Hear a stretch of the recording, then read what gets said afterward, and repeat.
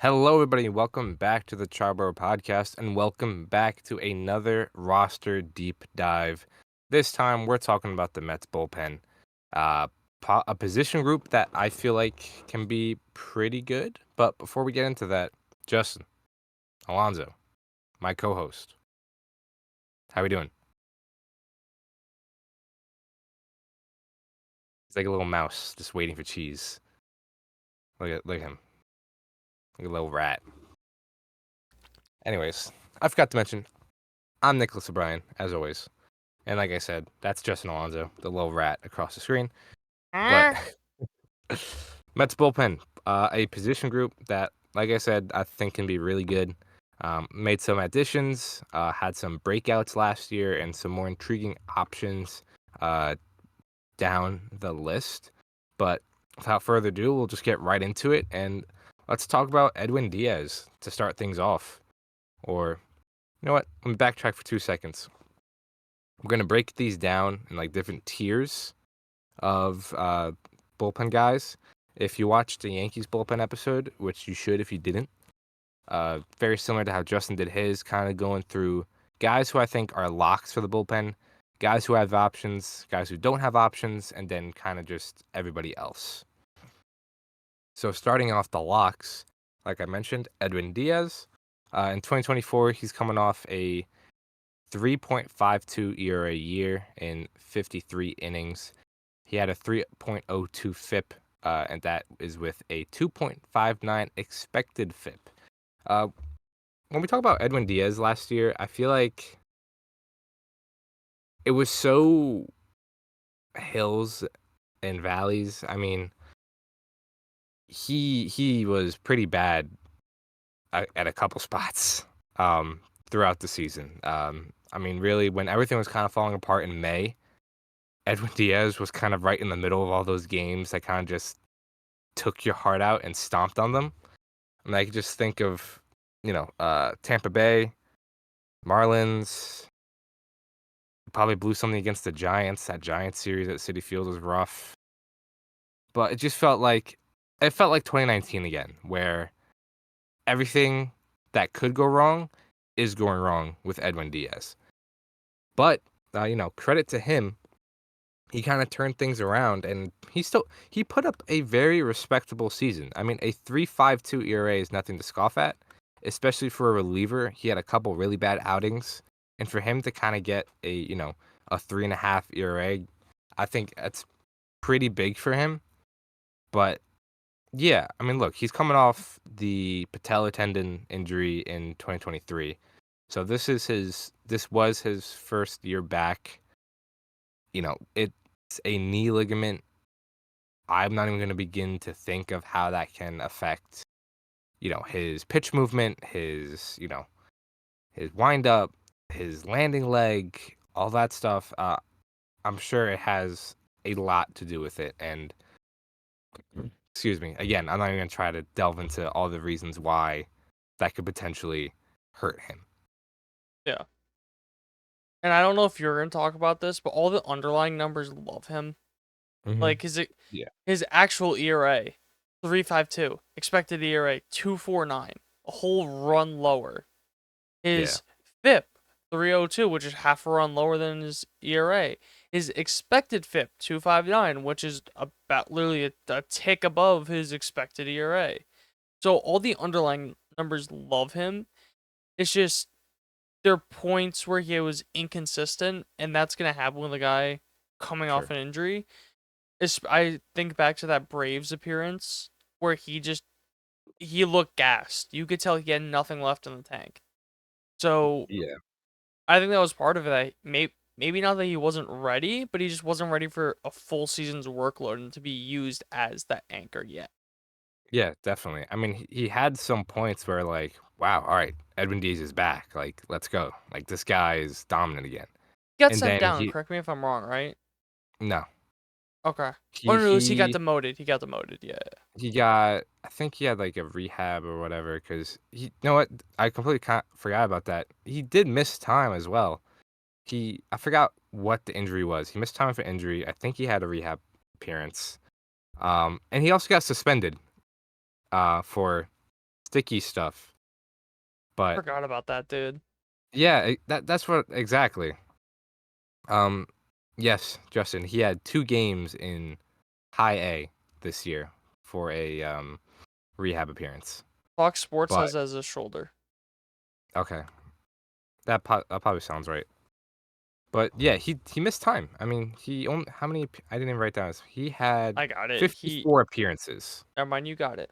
Yeah, and I would say what like around like 60, like low 60s is kind of like the norm, give or take, for like Yeah, a just for Edwin frequently used. Diaz. Edwin Yeah, Diaz, 2017, 66, 73, 66, then COVID, 63, 61. right. So yeah, but to your point, Justin, a lot of the underlying stuff is in love with him. He still had an excellent K rate. His 38.9% strikeout percentage was the second highest in baseball. Um, Obviously, among relievers, that's also among starters, but it's going to be higher for relievers regardless. I think he's like just a tick behind Mason Miller, or like a few points behind Mason Miller, who's just insane. His 29.6 walked strikeout percentage is fourth among relief pitchers. Um, I mean, that's just excellent. The It's funny because the we talk about all the advanced numbers, and some of the best stats for relievers is literally how many strikeouts, how many walks, or kind of percentage wise. Subtract them, and boom, you got one of the best stats for a reliever. But yeah, his ERA might not show it.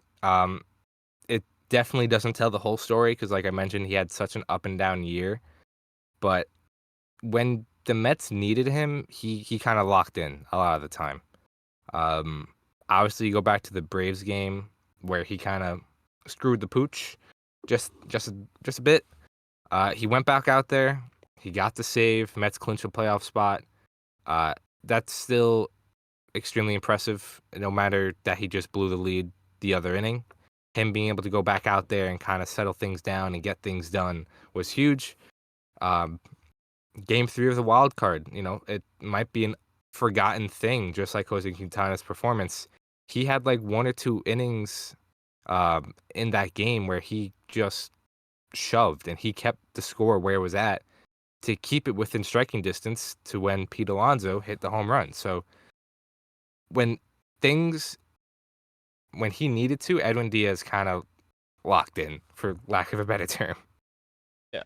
And looking at this too, I think the issue is just his home runs per nine. Yeah. Like, did you see that? Yeah, I was mostly looking at the home run to fly ball Mhm. percentage, but it kind of goes hand in hand. I mean, Yeah. it skyrocketed. Yeah. It To was your point, go triple. Fred. I was Yeah, gonna say it's triple what it was in 2021. It was 5% higher than what it was in 2022. So just yeah, it's skyrocketed. yeah, that's what happened to him in 2019. I mean, yes, was 2019 a bad year for Edwin Diaz? Absolutely. Dude, the But underlying this, numbers love him in 2019 too. because this guy just everything that was hit was a home run in 2019. And you look at his home run to fly ball ratio, That's 26.8. ridiculous. A quarter of his fly balls went out for home runs. That is pure just unlucky. And that's why I love xFIP so much. And Expected FIP. he had a low ground ball or man, I was looking at the wrong thing. Never mind. He had a high fly ball rate. Yeah, so he had a Yeah. high fly ball rate and everything was getting killed. So Yeah, it's exactly. just It's not a good recipe, but yeah, to your point, in 2024 he had a 15.6 home run to fly ball rate. Expected FIP kind of brings that down to league average, which is usually around 10.5, 10.7. So you kind of see like a 5% decrease, and that's where the better numbers come from. So, and you look at other stuff like left on base percentage, that's about where you'd expect it. Um, but yeah, everything about Edwin Diaz heading into next year in my mind, is extremely positive. I'm very excited to watch Edwin Diaz next year. The only thing I really don't want to say I'm concerned, but the one thing I'm really looking at is he did lose a little bit of zip on some of his stuff. But they're still both really, really good pitches. His fastball is a 120 stuff plus. His slider is a 133 stuff plus. But for this year, he used more fastball than slider. When in 2022, when he had that incredible year, he was really a lot more slider than fastball. In 2022, he used his slider 58% of the time, at only 42% of the time four seam. This year is kind of nearly a 50-50 split. Four seam 52, slider 47.9, so call it 48. But on top of that, he lost a little bit of velocity. Again, until we see him pitch this year, I'm gonna chalk that up to the injury to his knee because I want to say it's his right leg, which is That kind of like sounds his right. landing leg, which is his landing leg. So again, I'm not gonna try to explain the whole mechanics and No, Nick, what's the word. stand up, and show us why it's important. Yes, stand up. Let me stand up real quick. But regardless, I'm gonna chalk it up until we kind of see him pitch in spring training. In 2022, his slider averaged 90.8 miles an hour. This year's 89.6. His four seam averaged 99.1. This year was 97.5. So again, a little bit of lost stuff, but again, still really, really good pitches. And his fastball is really his main strikeout pitch. His, his fastball had a 31.7 put away percentage, compare that to 25.6 of his slider. So, and they still did really good. I mean, if we look at all the batted against stuff, his four seam 190 batting average against, a 173 expected batting average, 304 slug, 315 expected slug, 276 WOBA, 274 expected WOBA, and the slider is more the same, very in line to what we're used to for Edwin Diaz. But yeah, I mean, as much as a roller coaster year that Edwin Diaz had, I'm still really I'm not worried, I guess. Is really what I'm getting at. I think Edwin Diaz can turn in a really good year for the Mets. The only thing I'm looking for is just consistency. But he's another year removed from the injury. I think a lot of his issues were confidence based. He did lose the closing role for about a day at some point last season. So, come back in with confidence, another year removed from the injury, and I think Edwin Diaz is cooking for 2025. Justin, got anything else on Edwin Diaz before we move on? I think it's just a thing of him as a pitcher.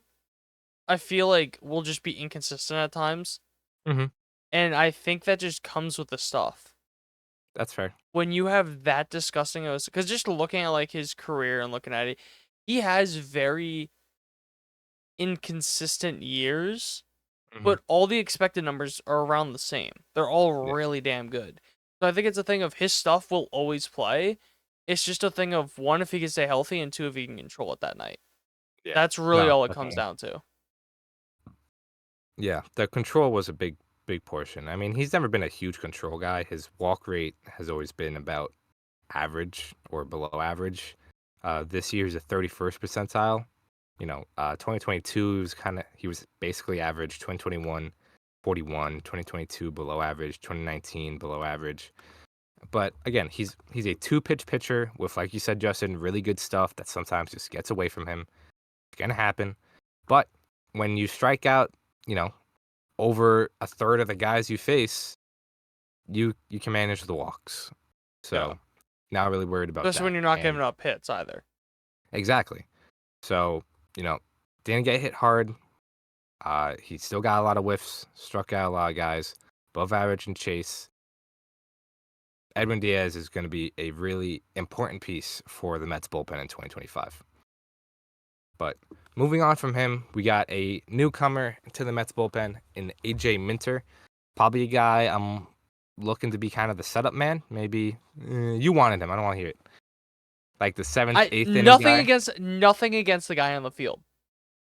just because he's on the Mets. No, Oh, well, because I forgot I forgot about the useless comment that everybody made a big fuss about. you're right. It was Whoops. a useless comment. There was no reason for him to say it.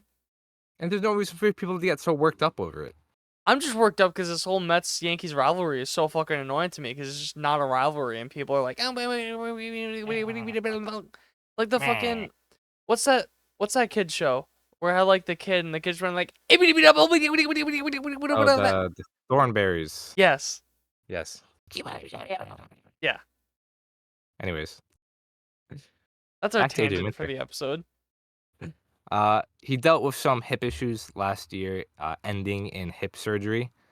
So he missed a lot of time between the just nagging injury and then he had his season cut short with the surgery.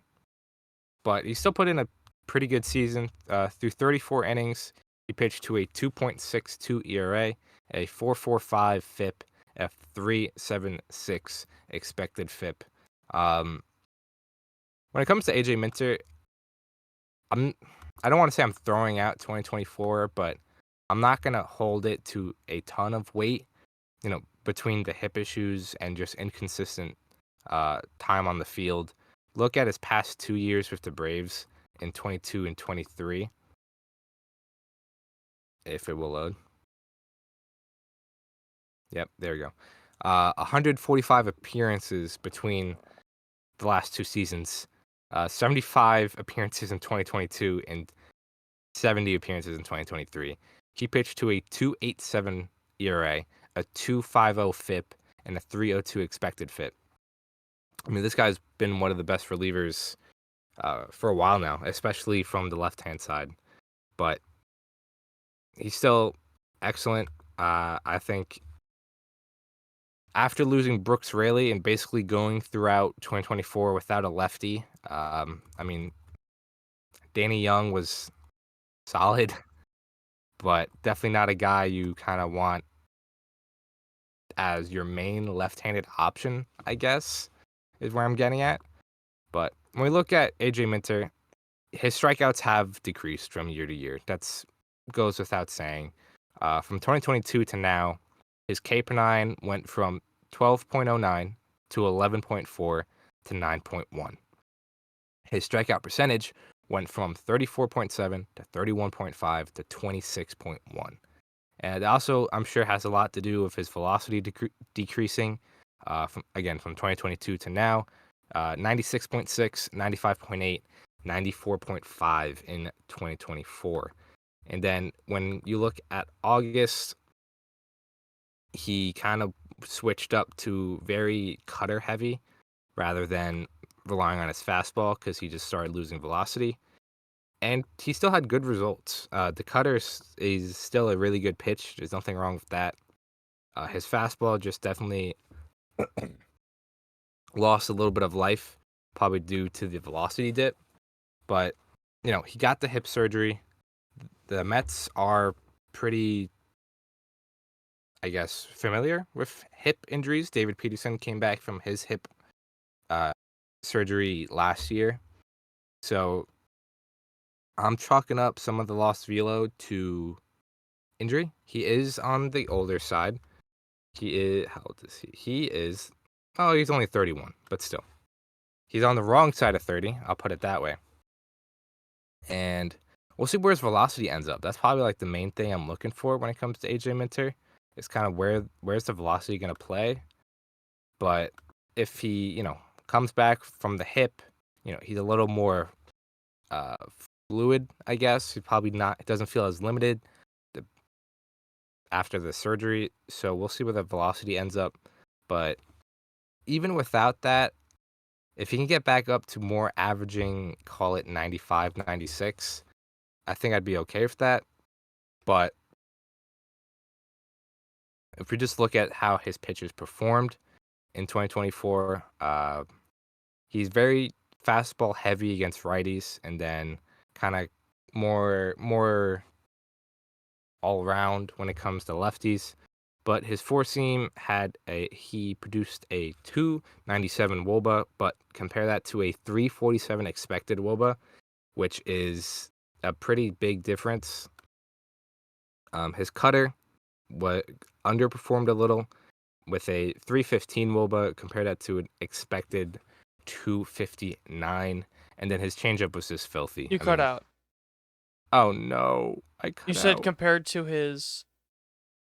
If, looking at his cutter, uh, it, he had a 315 WOBA and compared to a 259 expected WOBA, so the cutter underperformed just a tad. That's a And lot then more impressive when we could actually hear what you're saying.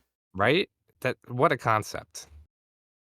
And then his changeup is just filthy throughout. I mean, a 120 batting average against 120, 120 batting average against a 120 slug.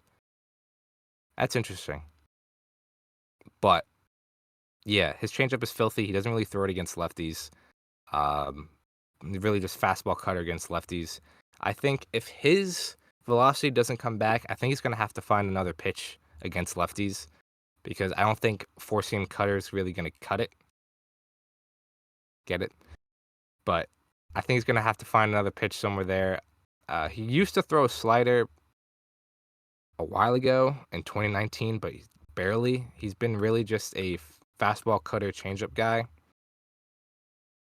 Yeah, 2019. Yeah, he barely threw that slider. So again, the biggest thing with AJ Minter is the velocity and kind of his overall health. So as long as that comes back, I think he'll be really good. And then yeah, I don't really have too much else to say on AJ Minter. Justin, if you had anything to add. He a bitch. All right, fair enough. No, in all seriousness though, awesome reliever.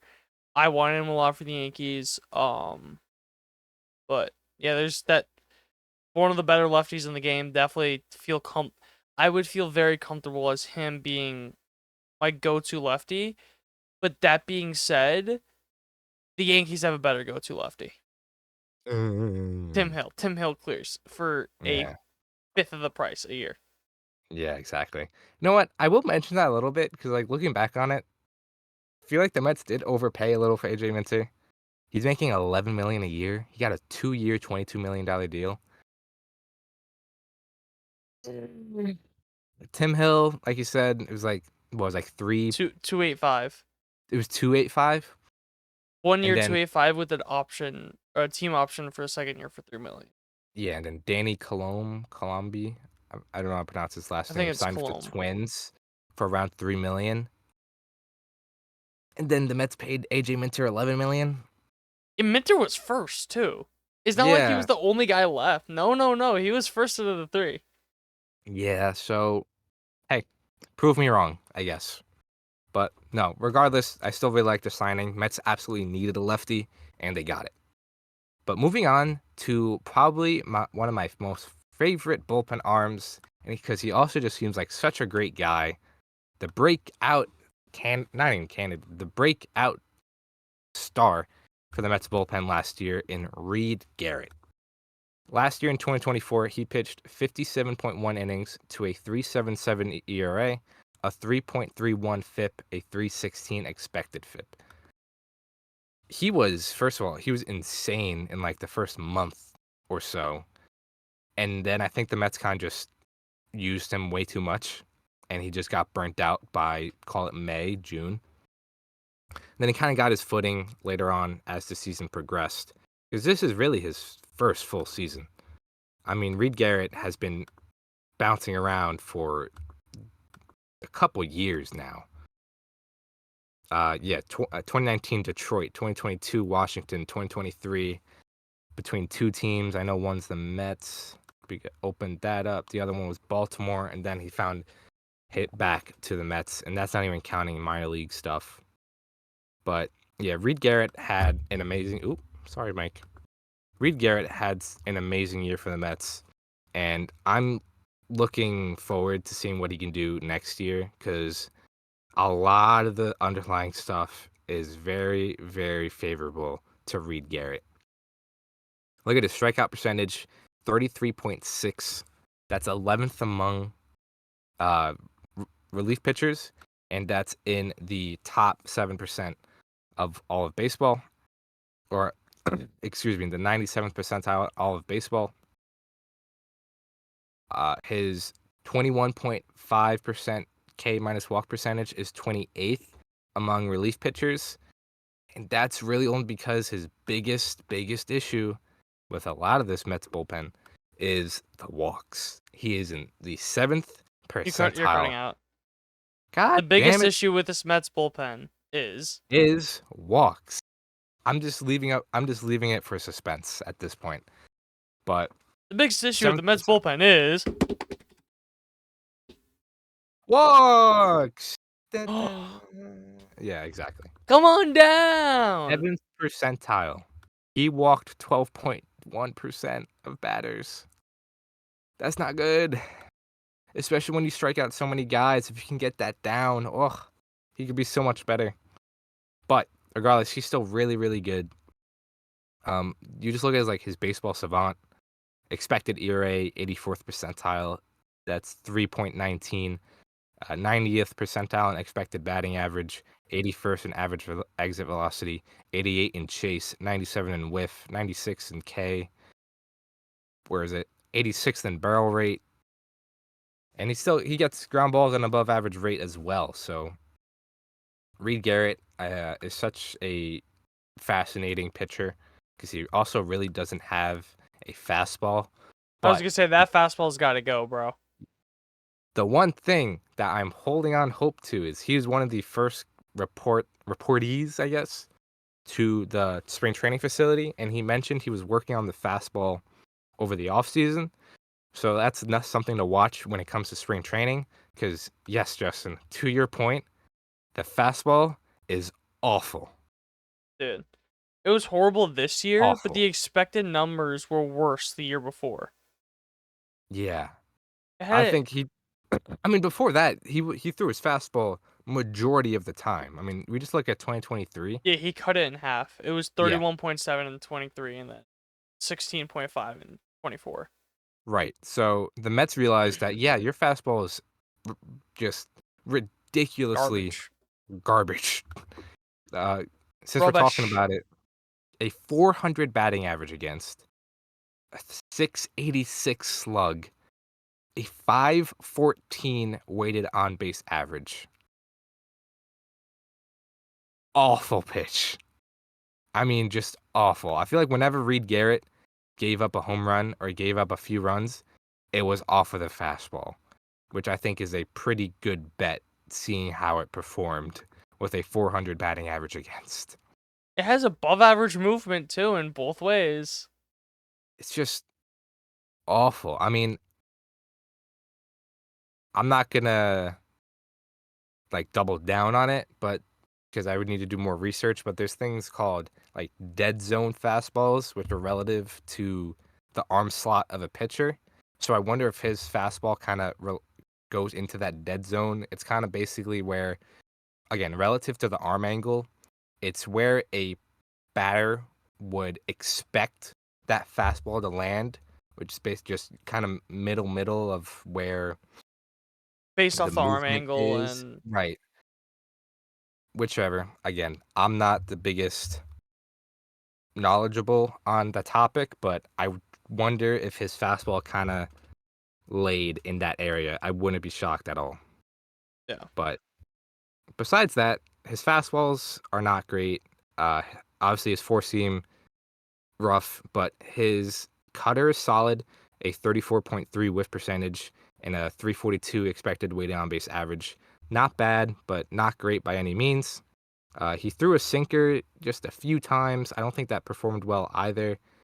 Yeah, it's arguably worse than his four seam, but he only threw it 125 times, but 12.8% of the time. I think the biggest thing for Reed Garrett is he needs to find a fastball, whether it's the four seam, the cutter, the sinker.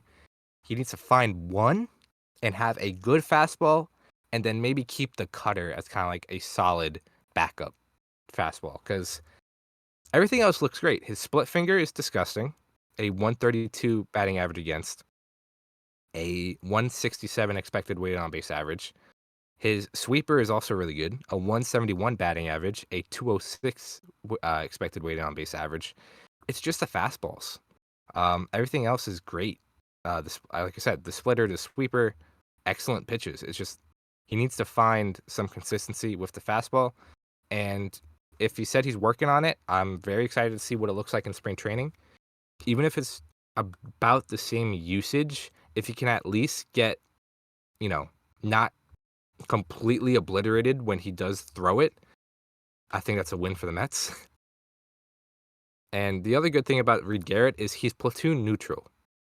He doesn't get knocked around by lefties, and he handles righties really well as well.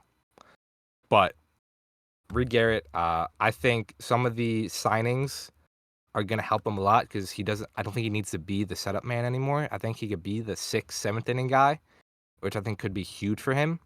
But I'm expecting big things from Reed Garrett. I am a big Reed Garrett fan, and I think he's going to be a big part of this Mets bullpen.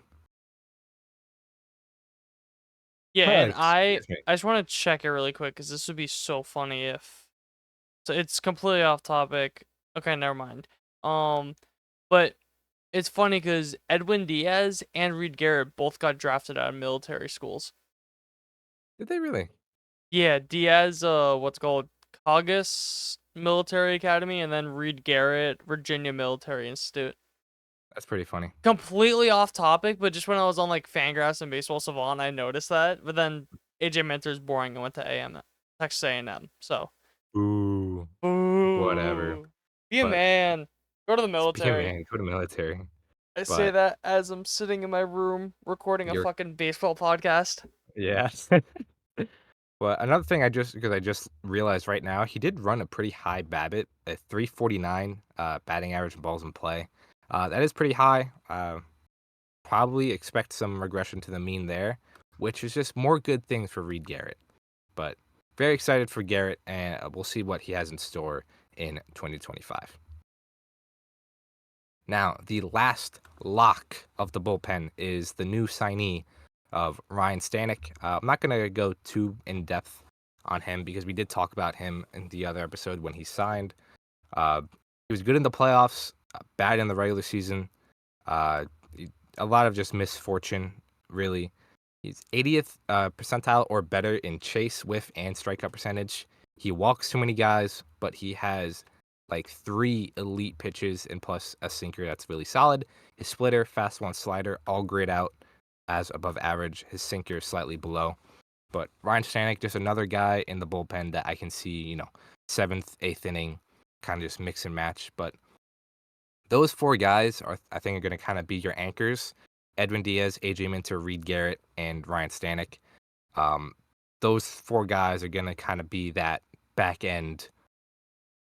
What's the word for a group of 4 people?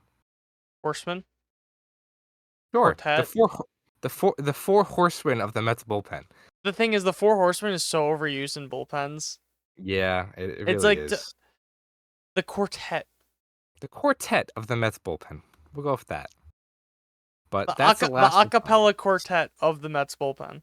the acapella quartet. Absolutely. Now, moving into guys who don't have any options. So more than likely, they're probably going to make the bullpen out of, call it, necessity, unless they really don't care about losing them to waivers or anything like that. So the first guy we'll talk about is Danny Young, the only other lefty on the Mets 40-man roster. He did pitch a lot for the Mets last year, 37.2 innings to a 4.54 ERA, a 3.64 FIP, and a 3.41 expected FIP. So a lot of the underlying stuff is pretty, what's the word? Nice, I guess, to Danny Young.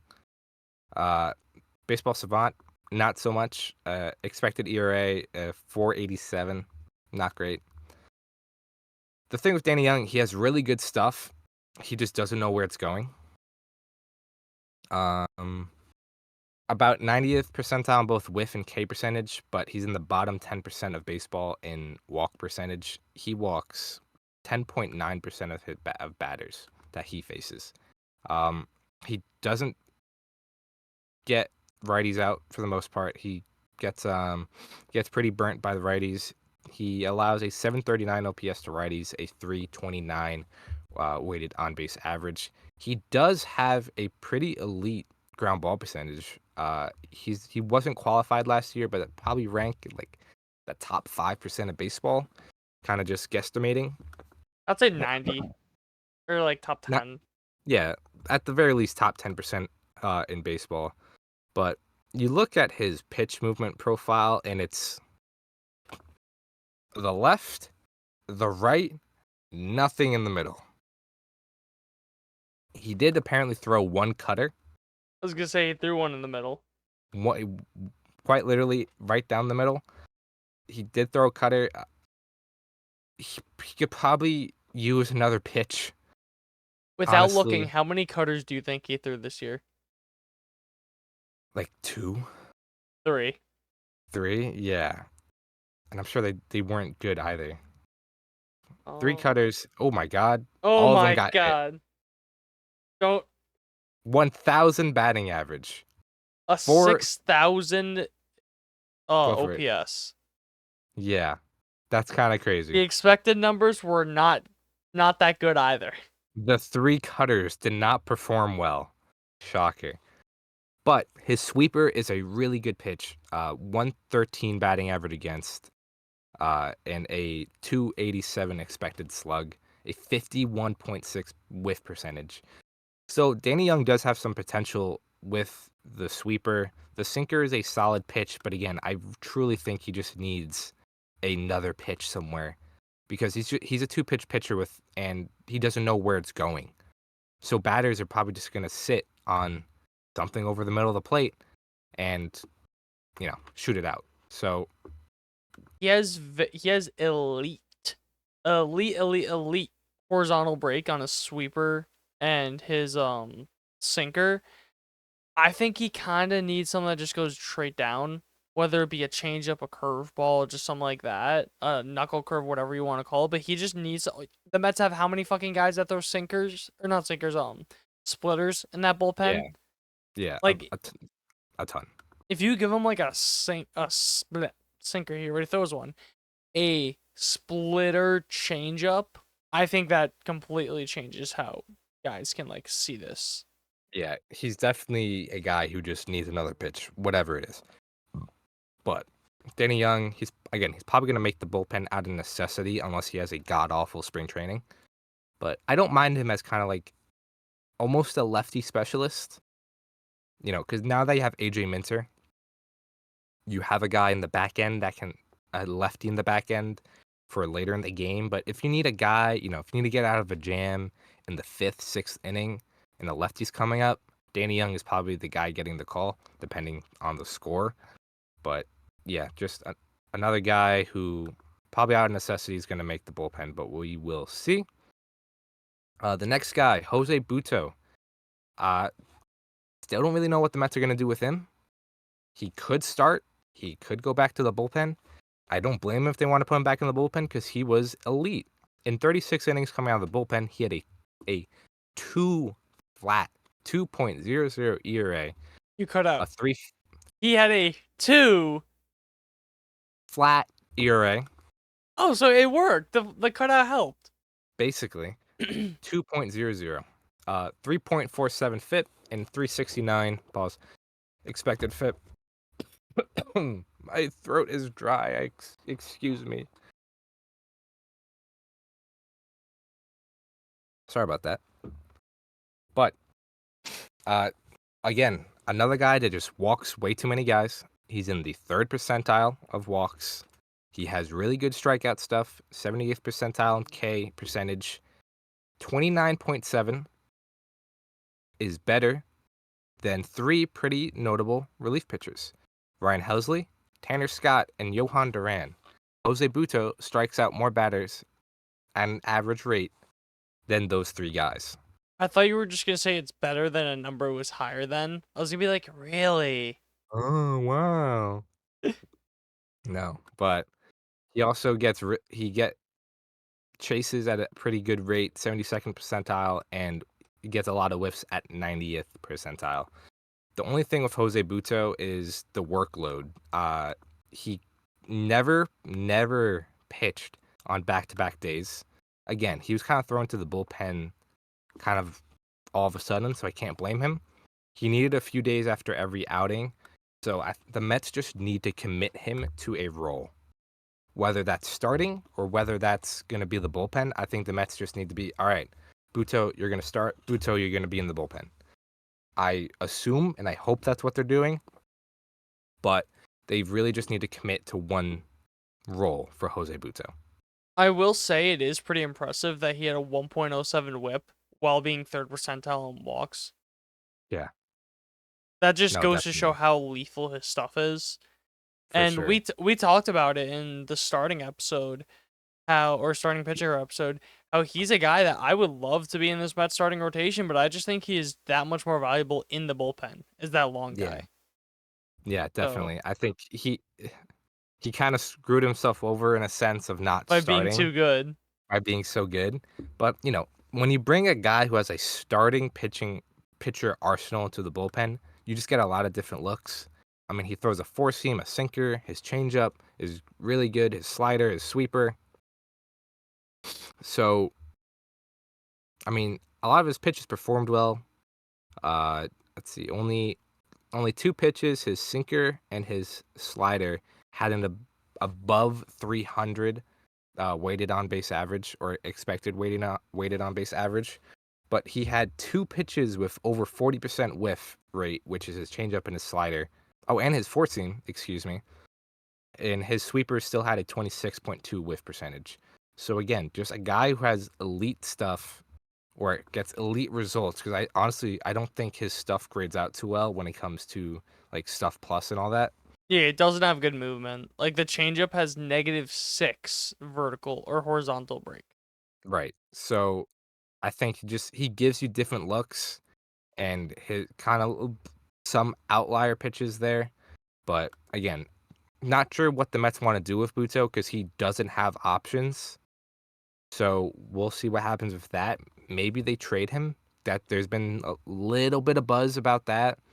I would not like that if I'm a Mets fan. It depends what it's for. If it's like in a Dylan Cease package, Fair. I'll drive him to San Yeah. Diego. But if it's for like a reliever or like just to get him out The because he clear doesn't have 40-man options, spot. yeah, then I'm not a fan. But we'll see Also, because there's not really much traction with that something either. interesting too. None of his pitches this year had a batting average of more than 200. Really? Every pitch he had a batting average against sub 200. Obviously, batting average, say what you want, but I think that's Oh, insanely that's impressive for a guy with a 5-pitch mix. definitely. That's extremely Especially when he impressive. threw all those pitches, at least the lowest thrown pitch was a sweeper at 128. So they're Right. all thrown a lot. Yeah, So definitely. Yeah, I mean, he throws all his pitches are above 10%. And yeah, two of them are above 20. Four seam is 30. So pretty impressive from Jose Buto. Just got to commit to a role. Another guy I really like, but he just cannot stay on the field to save his life, unfortunately, is Sean Reed-Foley. Sean Reed-Foley pitched 21 innings with the Mets last year for a 1.66 ERA, a 2.8 FIP, a 3.7 expected FIP. He has not thrown more than 21 innings since 2019. He's always hurt. This guy quite literally cannot stay on the field. Going from the past few years, he had an elbow injury, a lat injury, and two shoulder injuries. So, not a great track record. Can't really expect him to be much. I mean, the one saving grace from the Mets perspective is he can make the opening day roster knowingly he's going to miss time so he could bring someone else up because he also doesn't have any options. Um, like everyone else in this bullpen, he has really good strikeout stuff. He just walks too many guys. Uh, he has, call it like 85% percentile strikeout rate and kind of 80th percentile in whiff rate, and just really bad walk rate. Doesn't get barreled. He has good ground ball rate. Um, so yeah, Sean Reed Foley, big fan of his, but he just can't stay on the field. His sinker and changeup are kind of his calling card. Uh, his both of those pitches have a 153 stuff plus each, and then his slider has a 106 stuff plus. So those are three really good pitches for Sean Reed-Foley. Just you just can't stay healthy, which is just a bummer because I think he could be a really, really good reliever with the Mets. And I think when he first came over, he was pitching a couple multi-inning appearances. Those are probably out of the question now, given his health status. But just another option who unfortunately is just going to miss time. But I don't have too much on him. Just the life of a bullpen guy. Yeah. Either they can't control it or they are made of glass, or both. I'm looking at you, Yeah. Jonathan Loizaga. Now, we are going to get into the options portion. I'm only going to highlight a few of these guys and but there's a lot here, so we'll get to it. The first guy who I'm not sure if he's going to make the opening day roster. I feel like he should, but the fact that he has options would probably keep him out is Daniel Nunez, who is just a breakout with the Mets. In 35 innings last year, he pitched to a 2.31 ERA, a 2.22 FIP, and a 2.32 expected FIP. Just insane stuff from a rookie. He has a 4-pitch mix, 4-seam slider, sinker, changeup, curveball. His 4-seam and slider are really good, both at 107 stuff plus. The slider has a 45.4 whiff percentage, a 145 batting average against, and a 189 expected weight. Nope, that's weighted on base average. Excuse me. 4-seam, 25.2 whiff percentage. I can't speak. Oh my goodness. A 235 batting average against, and a 314 weighted on base average. So Daniel Nunez, just insane with the Mets. I mean, a lot of the underlying stuff loves him as well. There's a lot to like when it comes to his profile. He pitched multiple innings at a time. He gets ground balls at a good rate. He strikes out guys. He doesn't walk people. Thank God. I know. He has a 5.9 walk percentage, which is half of the likes of, Reed Garrett and Ryan Stanek and all those other guys. So I think it's going to be a pretty big piece of the Mets bullpen. I'm just not sure if he's going to make the opening day roster just because he has options. Because, like we mentioned, the three guys above him don't have options. So they're going to have to make the team unless the Mets are okay with losing them and call it waivers or whatever. So Daniel Nunez, I think he's going to be really good. He had some pretty big appearances for the Mets in his short time, but 35.6 K percentage, 5.9 walk percentage, a 29.6 K minus walk rate, which is just around Edwin Diaz. Edwin Diaz was 29.6. Nunez was also 29.6. So he had the same exact K minus walk rate with Edwin Diaz, which would be in the top 5 of all relief pitchers in baseball. So Mets having two top 5 guys in some of those stats, really, really good. But some other guys, Tyler Zuber, who came over at the trade deadline, never made an appearance with the Mets in the majors. He's pretty active on social media, which is pretty fun, and it seems like he's been working on a lot of his pitches. So pretty excited to see him in spring training, see what he's got, but he never really made an appearance with the Mets. Another guy, Bryce Montes de Oca, might be a lot of people forgetting. I believe he had Tommy John last year, so we'll see how he kind of recovers back from that. But he could be an option this year. Funky arm angle, he throws 100, just disgusting stuff. Huascar Brazaban, who the Mets traded for at the deadline as well. He got pretty unlucky with the Mets, if I'm being honest. His baseball savant is still really good. I'm pulling up his stats right now, but... By the way, while you pull that up, Bryce Montes de Oca got Tommy John in 2023. Yeah, so he did miss all last year. We'll see how he shows up this year. Might be an option, might not be. But Huascar Brazaban, yeah, I mean, his left on base percentage for the Mets was 66.5, which is pretty low. So that's something that will probably regress to the mean. But he wasn't great with the Mets. He is old. I know that much. He is how old are you? How old are you? It is not 53. not telling me. I'll tell you that much. That's how But I old he know, is. They don't yeah, even have like basically enough characters to put in his age. he's 35, so he's up there. He's up there. But chase percentage 84th percentile, whiff 82nd, kind of average in K percentage, but I would imagine that would go back up. Walks too many guys, shocker. Doesn't get barreled, doesn't get hit hard, gets ground balls at a decent rate, has good fastball velocity, and a lot of his pitches perform pretty well. His changeup is his best pitch, a 204 expected weighted on base average. Cutter has a 307. Four seam has a 301. His sinker is kind of the pitch that just gets hammered. So again, another guy for the Mets bullpen who I'm sure we will see at one point, if not making the opening day roster. But he has options, so he can kind of stay down in the minors and work things out. Now I'm going to double check because this guy could have been DFA'd by the last time I made this.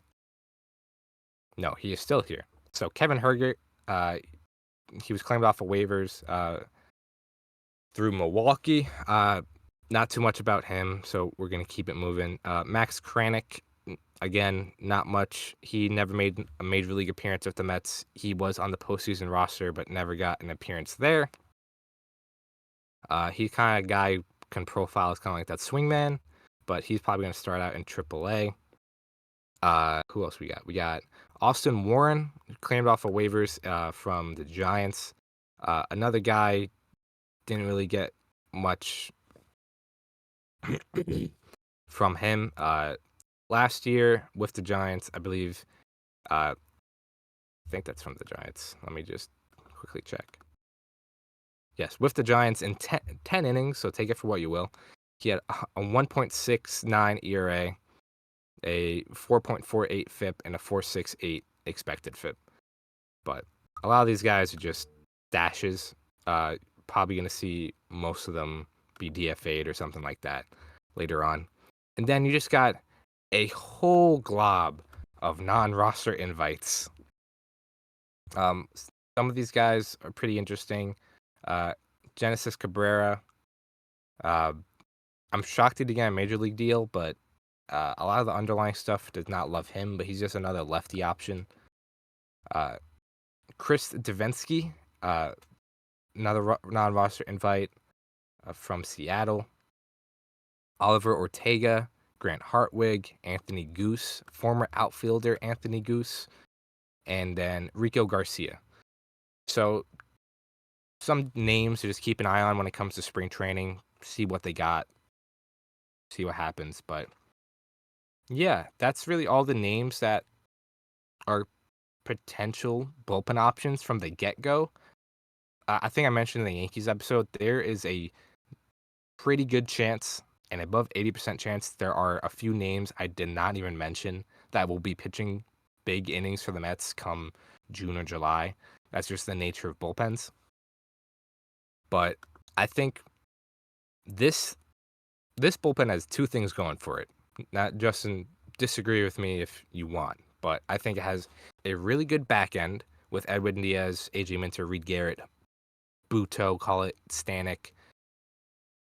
Really good back end, however you want to mix it up, and really good depth. A lot of the guys I just mentioned are all in AAA, are all on the 40-man, all have options.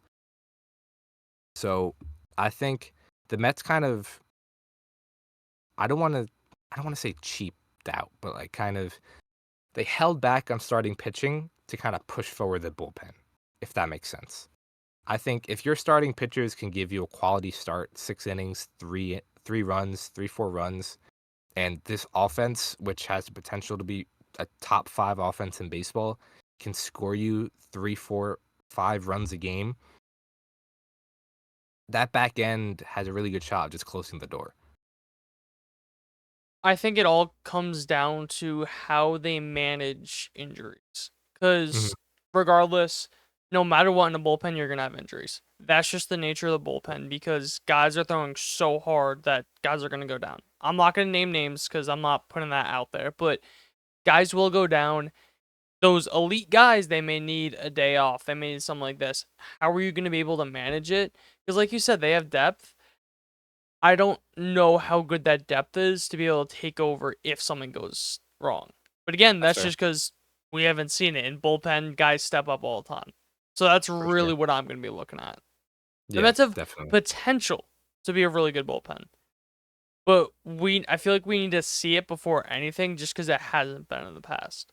Yeah.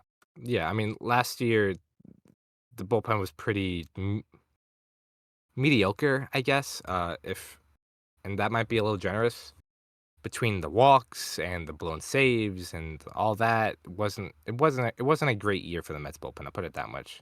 If you look at their if you look at their stats from last year, the bullpen was 17th in ERA, 17th in WHIP, 28th in walks per nine, first in strikeouts per nine, sixth in hits per nine, 16th in home runs per nine. So mediocre except for striking out guys, essentially. But or just god awful when it came to walking guys. That's the biggest thing I'm looking for is just the walks, just managing the walks, because that was killer last year. That absolutely just killed the Mets every which way. It was the walks, and then it was the stolen bases, and then boom, the lead's gone. But look, when you have a back end of Edwin Diaz, AJ Minter, and I truly think Reed Garrett can cement himself as a really, really good reliever, I have high hopes with this bullpen. I do think this bullpen is going to be a strength. I think if in terms of kind of ranking the position group, last group we're going to talk about um, later on with the infield, but I think it's offense, bullpen, and then starting rotation. I would say are kind of like the strengths of this Mets team right now. I don't know if you would disagree. I would definitely agree. Yeah, because the rotation is say what you want. It's a lot of question marks. We talked Take about me it. down to the question mark city. Yeah. Excuse me. But yeah, I think this bullpen can be a weapon. Do you have a lot of guys who can maybe give you few innings too? And then you also got that swingman spot who I didn't really talk about too much, but Buta could be in there, Canning could be in there. We talked about Canning a little bit in the starting Oh, rotation episode. Blackburn using his spinal fluid to get a better grip on the ball. It's a spitball, but instead of spit, it's spinal fluid. Jesus But Christ. Paul Blackburn can also be an option as a swingman. So we'll see, but definitely lots of names to keep an eye on spring training because there are a couple spots to be won out of spring training. Methinks, but if that's all you had, Justin, take you guys away. Thank you guys for listening. Thank you guys for watching. As always, remember to subscribe to our YouTube channel. Leave us a comment. Let us know your thoughts on the Mets bullpen. Who do you think is going to be kind of an underrated guy? I think Reed Garrett is my take. Um, But subscribe if you're listening. Apple Podcasts, Spotify, leave us a 5-star rating. Really helps us know that you're enjoying the show and helps us out a ton. And remember to follow all of our social media accounts at Triboro Podcast, Instagram, TikTok, Twitter, Facebook. That's everything. But without further ado, I'll let you guys go, and we'll see you in the next one.